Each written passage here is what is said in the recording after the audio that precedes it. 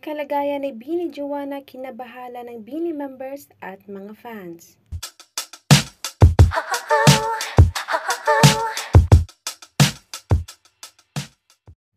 Friday ng hapon ang second batch ng flight ng Bini, sina Bini Juana, Mika at Sheena. Labis na pinag-alala ng lahat nang makita na di okay si Bini Juana. Habang papasok ay nahihilo na si Bini Juana, napayuko at nakasandal sa luggage. Inalayan siya ni Bini Sheena at ang airport staff. At ito pa, makikita na sinakay na talaga si Bini Juana ng wheelchair.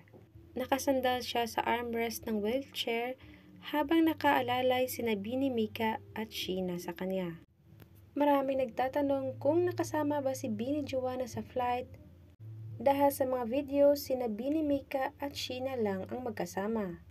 Nalabis na nagpalungkot sa mga fans dahil gusto nilang kompleto ang 8 dahil pangarap talaga nilang makapag-perform sa KCON 2024 sa LA at ang kanilang Biniverse World Tour. Sa mga updates ng mga fans lang tayo nabubuhayan ng loob. Nakasama po si Master Dalangan ni Mika, maleta niya, nauna po siya, diretsyo clinic siya. Bago hotel nila nahimatay kasi siya, sa Pinas pa lang siya. Iba po daan ni Master na sa wheelchair po siya, pinauna na lumabas pero don't worry guys, kasama po si Master. Ate Jo is fine po, nakasama pa rin po siya, kaso po nauna lang po talaga siya sa immigration.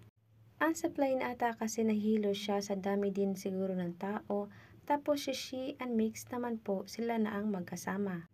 Wala pa mang official statement ng Bini, we hope Bini Juana is okay at makita natin sila na mag-perform na kompleto sa KCON at ang kanilang Biniverse World Tour.